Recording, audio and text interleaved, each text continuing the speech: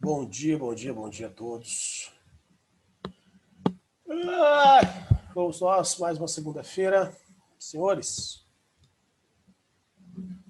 o áudio está saindo para vocês? Eu espero que esteja, porque eu estou falando.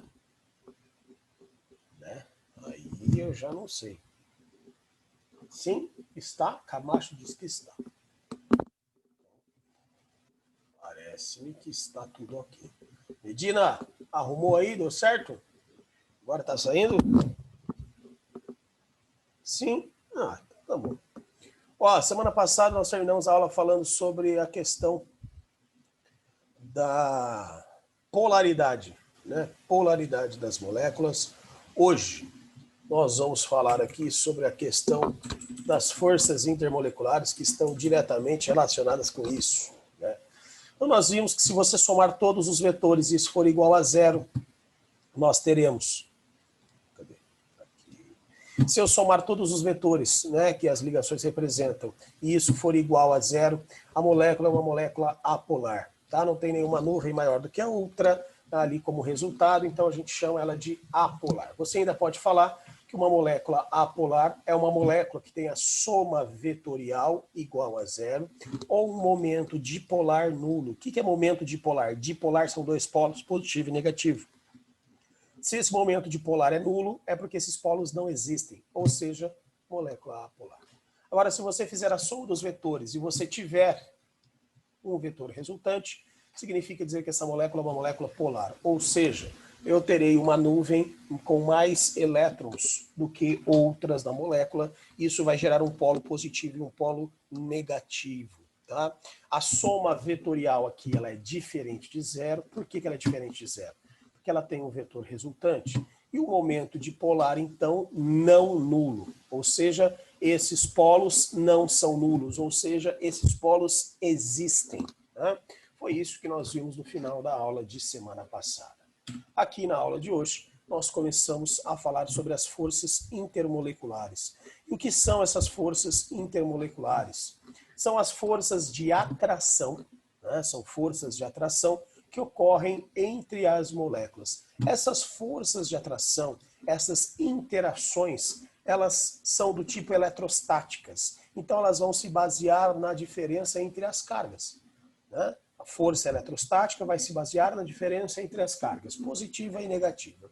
Só tem um pequeno problema, que se ela vai se basear na diferença entre as cargas positiva e negativa, eu, teoricamente, não tenho força de atração para as moléculas que são apolares. Afinal de contas, elas não têm cargas. Né?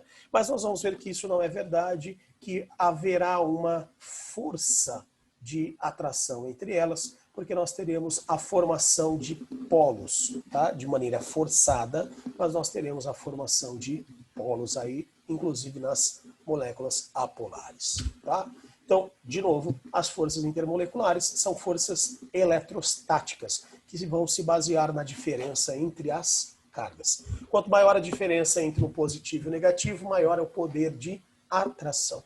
São 3 tipos de forças intermoleculares, tá? 3. 2 tipos de forças intermoleculares são para moléculas polares e um tipo é para molécula apolar. Ah, mas por que tem 2 tipos para moléculas polares? Não deveria ser um só? Deveria. Tá? Deveria ser um tipo de atração só para polar e um tipo de atração para apolar. Porém, nós temos aqui alguns casos especiais. E esses casos especiais estarão no segundo tipo de atração entre as moléculas polares, ok? Começando aqui então pelo primeiro tipo. É chamado de dipolo permanente essa força de atração. Ah, professor, o que é um dipolo permanente? Veja o nome. Dipolo são 2 polos, o positivo e o negativo. E isso é permanente. Por quê? Porque esses polos sempre existirão. Se esses polos sempre existirão, significa dizer que eu estou falando de uma atração entre moléculas polares. Porque as moléculas polares sempre têm polo positivo e polo negativo. Como que eu consigo identificar isso? Vamos lá. Eu peguei uma molécula bem simples e é bem cobrada nas provas. Essa molécula simples, ela se dá entre hidrogênio e cloro. Só vai ter um vetor aqui, porque só tem uma ligação. Ó. E esse vetor vai ser o responsável pela polaridade da molécula de maneira geral. Como o cloro é mais eletronegativo do que o hidrogênio, o cloro vai ser o polo negativo e o hidrogênio acaba sendo o polo positivo. Não se esqueçam que o vetor é sempre em direção ao mais eletronegativo, ao cara que tem a maior nuvem. Então isso vai acontecer em todos os casos aqui no HCl. Polo positivo e polo negativo. Ó, polo positivo e polo negativo. Professor, que letrinha que é essa? Essa aqui é uma sigma, tá? Sigma minúscula. Polo negativo e polo positivo. Polo negativo e polo positivo. Pronto, é isso que a gente tem. Eita, foi mal. O que vai rolar aqui? Pessoal, cargas opostas sofrem atração. Então, o polo negativo de uma molécula vai atrair o polo positivo da outra, tá? Aqui, ó. Polo negativo de uma molécula atrai o polo positivo da outra. Então, isso que você está vendo em verde é uma força de atração eletrostática, ou seja, é uma força intermolecular, é o que a gente chama de dipolo permanente, dipolo permanente. Isso também acontece aqui, ó. Porque, afinal de contas, eu tenho o polo negativo ligado ao polo positivo. Tá lá. Mesma coisa aqui, polo negativo vai se ligar ao polo positivo. Isso vai acontecer, tá, entre todas as partes da molécula. Sempre o polo positivo de um se liga com o polo negativo da outra. E aí a gente tem essas forças de atração acontecendo. Onde que essas forças de atração elas acontecem com maior quantidade? Nas moléculas no estado sólido. As moléculas no estado sólido, elas estão mais unidas. Se elas estão mais unidas, elas estão mais próximas, elas estão mais ligadas entre si. Já as moléculas no estado líquido têm o menor número de atração acontecendo entre elas, e na molécula de estado gasoso, basicamente, eu nem tenho essa força de atração acontecendo. As moléculas estão soltas, tá? Soltas aí na atmosfera na forma desse gás. Então não se esqueçam, estado gasoso, eu basicamente nem tenho essa atração acontecendo, elas estão sozinhas. No estado líquido eu já tenho um maior número dessas atrações acontecendo, e no estado sólido eu tenho o maior número de todos acontecendo entre as moléculas, tá? Tanto é que quando a gente tem a água, né, a gente pega uma substância, a água no estado sólido, ela tem aí 6 moléculas ligadas entre si. A água no estado líquido, ela já passa para 4 moléculas, tá? De 4 a 5 moléculas ligadas entre si.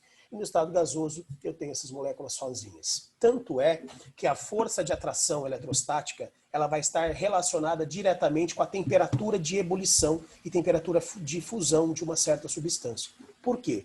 O que é a temperatura de ebulição? É basicamente a energia que você precisa para quebrar essas interações. A temperatura de ebulição é a energia que você precisa para quebrar estas interações. E aí você passa a molécula do estado líquido para o estado gasoso. Ah, é o único fator que interfere na temperatura de ebulição?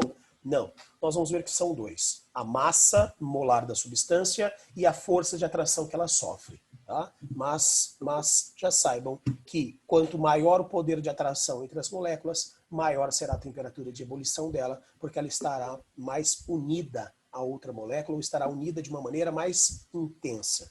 E aí eu preciso de mais energia para quebrar essa intensidade. Tá? Tanto é que ao final dessas 3 atrações, nós vamos falar sobre as temperaturas de fusão e ebulição. Ok? Então, voltando para cá, dipolo permanente ocorre entre moléculas polares. O que deveria acontecer? Todas as moléculas polares deveriam sofrer dipolo permanente, ponto final. Porém, quando eu pego moléculas que apresentam esses 3 elementos, que a gente chama de trio Fonfon, tá? Então, quando a gente pega moléculas polares que apresentam o trio Fonfon ligado ao hidrogênio, a situação já é um pouco mais complexa. Por quê? Porque quando eu tiver HF, ou eu tiver HO, ou eu tiver HN em uma molécula, esses polos positivos e negativos, eles serão muito extremos. Esse positivo será muito positivo e esse negativo será muito negativo. Porra, professor, como assim muito positivo e muito negativo? É, brother, é. Imagina o seguinte. Você e um colega, tá? Então, eu e o Monte Lima. O Monte Lima é quebrado, tá? Mas vamos supor que ele está com a conta dele zerada e eu estou com a minha conta zerada, certo? O que vai acontecer? Ele tem o cheque especial, que é o limite no banco, eu também tenho. Só que como eu sou, tá? Como eu sou mais forte do que o Monte Lima, eu faço ele, tá? Eu faço ele, tá? Mandar a grana dele para mim. O que acontece? Se o Monte Lima me mandar R$300, eu fico com 300 e ele fica com o saldo negativo de menos 300 na conta dele. Só que aí, ao invés de fazer essa treta com o Monte Lima, eu pego um cara mais tonto do que ele, que é o Ayrton, né? Mais tonto do que ele. Aí, ao invés do Ayrton me mandar R$300, o Ayrton me manda R$500. Então, o que eu vou ficar com R$500 na minha conta e o Ayrton vai ficar devendo 500. Então, o que acontece aqui? Esse negativo é menos negativo do que esse, correto? E esse positivo é menos positivo do que esse. Basicamente, é isso que acontece na diferença de eletronegatividade. Só que ao invés de dinheiro, é eletronegatividade, é atrair, é puxar os elétrons para si. Tá? Por isso que eu vou falar mais negativo e menos negativo, ok? Quando que é mais negativo e quando que é menos negativo? Vamos lá. Vamos pegar esse fio fonfon aqui. Ó. H ligado a F, H ligado a O e H ligado a N. Pega a sequência de eletronegatividade. Fui ontem no Clube Brasil e só comi pão com hambúrguer. Certo? O que você pode perceber que acontece, tá? Aqui? H ligado a F, H ligado a O e H ligado a N. Esses três elementos são os elementos mais eletronegativos da tabela periódica. Então, são os elementos que puxam, que atraem esse par eletrônico com maior intensidade. Então, quando eu comparo, por exemplo, um HF com um HCl, a situação fica completamente diferente. Cadê? Aquele negócio de sombra. Tá aqui, ó. É esse? Acho que é esse. Acho que é esse. Tá lá. Um HCl, a sombra seria basicamente essa. Certo? E no HF? No HF a sombra é essa. Vocês conseguem perceber que a diferença entre essas nuvens é bem maior em relação ao HF do que ao HCl?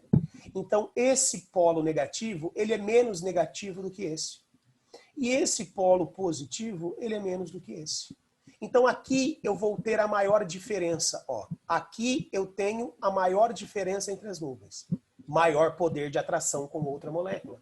Aqui eu tenho menor diferença entre as nuvens. Menor poder de atração com outra molécula.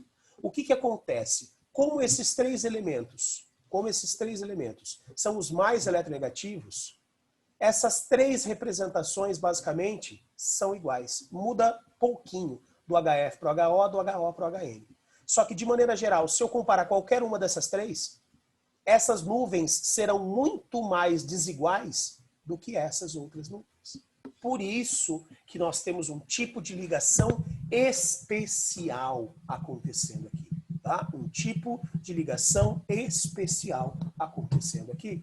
Esse tipo de ligação especial é chamado de ligação de hidrogênio. Ou, antigamente, era chamado de ponte de hidrogênio. Tanto é que você pode encontrar na prova ligação de hidrogênio ou ponte de hidrogênio.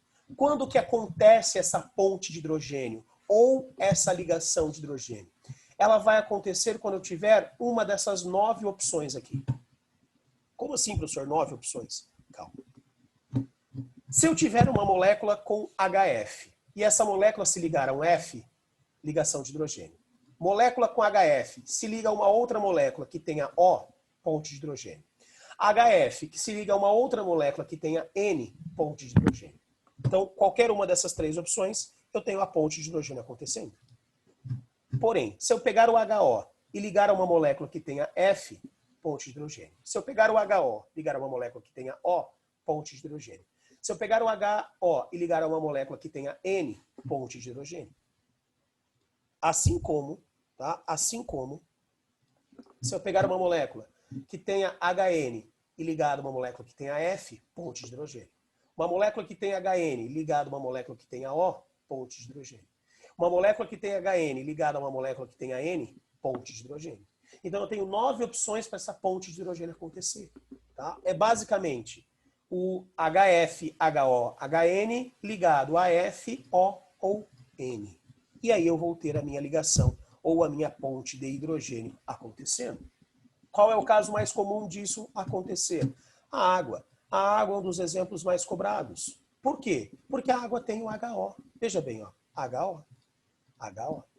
Então o que vai acontecer? O H é o polo positivo, porque é menos eletronegativo, e o oxigênio é o polo negativo.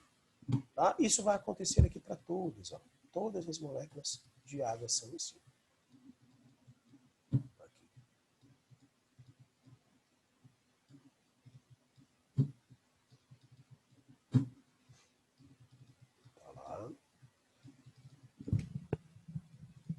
Aqui. O que vai acontecer? Atração entre essas cargas opostas. Então, o oxigênio pode se ligar ao hidrogênio, o hidrogênio pode se ligar ao oxigênio. Tá lá. Aqui é a mesma coisa. Ó. O O vai ligar ao H, o O vai ligar ao H.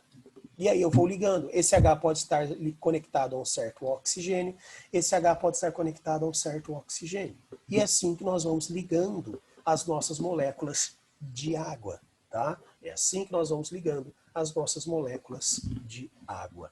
Volto a repetir. Essa ligação de hidrogênio, tá? Volto a repetir. Essa ligação de hidrogênio, ela é igualzinha ao dipolo permanente. Porém, como ela acontece com 3 casos específicos, foi dado um outro nome a ela. Por que de ligação de hidrogênio? Porque é necessário que eu tenha o hidrogênio ligado a esses caras para acontecer. Qual é o principal erro que vocês cometem nas provas e que é normal? É achar que para ter essa ligação de hidrogênio, eu só posso ligar moléculas iguais. Não, eu posso ligar moléculas diferentes, desde que uma delas tenha HF, HO ou HN e a outra tenha F, O ou N. Então pega um exemplo aí, ó. Acetona, tá? O removedor de esmalte que você tem. Acetona. Veja bem, a acetona, ela, tá? Ela, com outra molécula igual a ela, pode fazer a ponte ou a ligação de hidrogênio? Não. Por que que acetona com acetona não faz ligação de hidrogênio? Simples. Porque para ter ligação de hidrogênio, a molécula tem que ter HF, HO ou HN. Ela tem alguma dessas 3 opções? Não. O O não está ligado ao hidrogênio. O O está sozinho. Então eu não tenho acetona ligado a acetona com ligação de hidrogênio. Porém, se eu pegar essa acetona e eu ligá-la, por exemplo, a amônia, tá? Eu ligá-la, por exemplo, a amônia. NH3, ó, amônia. Vai acontecer a ligação de hidrogênio aqui? A ponte de hidrogênio? Vai. Por quê? Porque o que eu tenho? HN, HN, HN. Então eu tenho um desses 3? Tem. Eu tenho um desses 3 na outra molécula? Tem. Então, ó, HN ligado ao O. Vai ter ponte de hidrogênio? Vai. Então aqui, ó. Isso que está acontecendo aqui,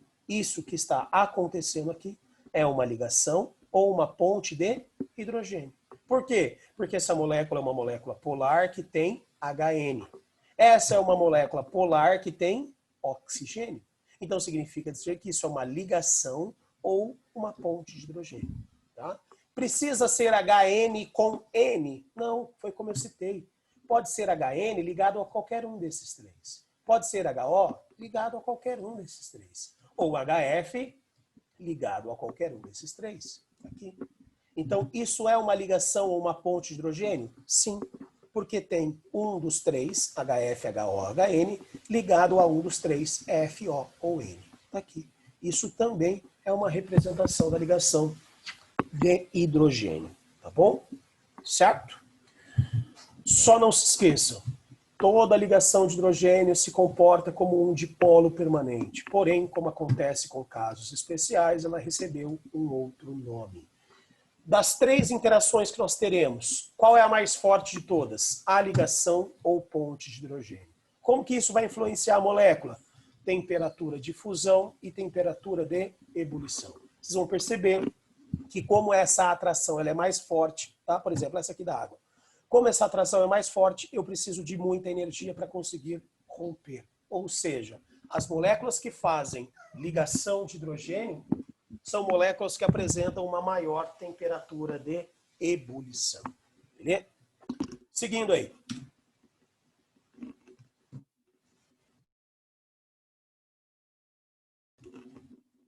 Chegamos ao dipolo induzido. Tá? Esse cara ainda pode aparecer com outros nomes. Eu gostaria que você anotasse para mim esses outros nomes. Tá? Não é único e exclusivamente esse. Eu posso ter outros nomes aparecendo aqui. Professor, quais são esses outros nomes?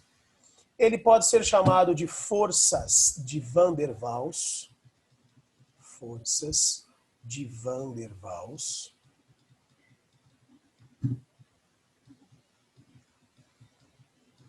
Ou dispersões de London.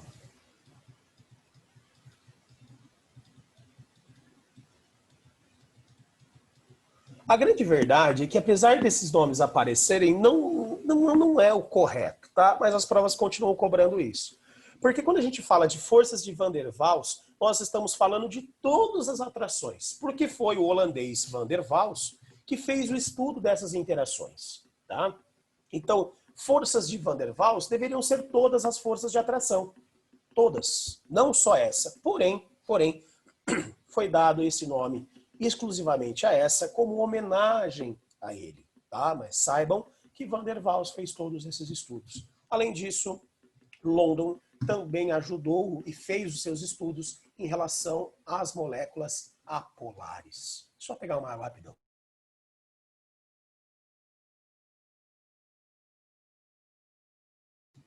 Aí. Então, se um dia aparecer na prova, tá? Se um dia aparecer na prova, a molécula tal faz forças de Van der Waals. O que ele quer dizer? Que ela faz dipolo induzido. E tal molécula faz dispersões de London. O que ele quer dizer? Dipolo induzido. Okay? E por que esse nome? Por que esse nome? Porque dipolo induzido. Veja bem, tá? Veja bem. O dipolo induzido, ele tem esse nome porque justamente eu não poderia ter polos. Ah, não, professor, não. Por que eu não poderia ter polos? Porque, afinal de contas, essa molécula é uma molécula apolar. Se ela é uma molécula apolar, quando eu pego... Opa, deixa eu apagar isso aqui, porque senão tá muita coisa. Aqui. Quando eu pego uma molécula apolar, tá? O nome dela já diz que ela não tem polos. Então, eu não tenho polo positivo, não tenho polo negativo. Desculpa a palavra aqui, não sei se a tia Bia, se a irmã tá aí, mas desculpa, mas fudeu, né? Fudeu. Por que fudeu, pessoal? Porque é o seguinte, a força de atração eletrostática, né? A força de atração eletrostática, ela vai se basear na diferença entre os polos. E eu não tenho polo. Então, significa dizer que ela nem deveria ter essa atração. Porém, essa atração existirá extremamente fraca, tá? Extremamente fraca, mas ela existirá. Por quê? Porque as moléculas elas terão um polo sendo formado de maneira forçada, tá? Como que isso acontece? O que a gente precisa lembrar lá é o seguinte, nós temos o núcleo e nós temos as camadas em volta do átomo. Tá? O que nós podemos lembrar? Que existem órbitas que são circulares e existem órbitas que são elípticas. Lembra disso? Órbitas circulares e órbitas elípticas. Até Bohr era circular, e aí veio o Sommerfeld falar dos subníveis e falou que existiam órbitas então que eram elípticas. E durante uma elipse, você sabe que o raio não é o mesmo. Se eu medir esse raio e esse raio, eles são distintos. Então, o que é considerado? Que durante uma ligação, por exemplo, aqui, durante uma ligação, vai existir um certo momento em que, por exemplo, eu tenha os elétrons, os dois átomos deslocados para a esquerda. E se você parar e fizer uma análise nesse exato momento, se eu parar e fizer uma análise nesse exato momento, o que acontece? Eu tenho mais elétrons em volta desse cara do que em volta dele. Então, nesse instante, tá? Exatamente nesse instante, eu tenho uma leve formação de um polo negativo e de um polo positivo. Porque por menor que seja, mas eu tenho mais elétrons deslocados para a esquerda do que eu tenho para a direita. Então, nesse momento, eu tenho a formação desse dipolo. Tanto é que em alguns materiais ele coloca dipolo, tá? Dipolo momentâneo, dipolo induzido. Tá? O que é esse dipolo momentâneo? Dipolo instantâneo. Porque é só nesse instante que isso vai acontecer. Porém, a gente tem uma reação em cadeia. Isso acontece. Aí o que rola? Eu tenho uma molécula aqui do lado. Igual a essa. Tem uma molécula aqui do lado. O que vai acontecer? Essa leve nuvem negativa vai gerar uma repulsão nos elétrons e também vai jogar esses elétrons para a esquerda, fazendo com que a gente forme um polo positivo e um polo negativo, que vai se aproximar de outra molécula, vai gerar uma leve repulsão, formando polo negativo e polo positivo. E aí uma molécula vai induzindo a outra, vai induzindo a outra, vai induzindo a outra, e nós formamos nas moléculas esses polos positivos e negativos. Mas eu gostaria que você entendesse que esses polos, eles não deveriam existir. Então significa dizer que esses polos serão extremamente fracos. Extremamente fracos. Afinal de contas, são átomos do mesmo elemento. E isso foi formado apenas por conta do movimento dos elétrons na eletrosfera. Então esse polo positivo e esse polo negativo, eles têm uma diferença muito pequena. E o que eu disse no começo da aula? São forças de atração eletrostática. Quanto maior a diferença entre os polos, maior a atração. Se a diferença entre esses polos aqui é ridiculamente pequena, a atração também vai ser o quê? Ridiculamente pequena. Então eu formo, nesse instante, esses polos que acabam induzindo outras moléculas a apresentarem polos. Ó. Levo a indução. E aí eu vou induzindo. Então eu deixei essa ligação solta aqui, ó. Vou mostrar que isso vai induzindo outras moléculas. Tá? E aí sim, eu tenho a formação do dipolo induzido, dipolo induzido, dipolo induzido, dipolo induzido.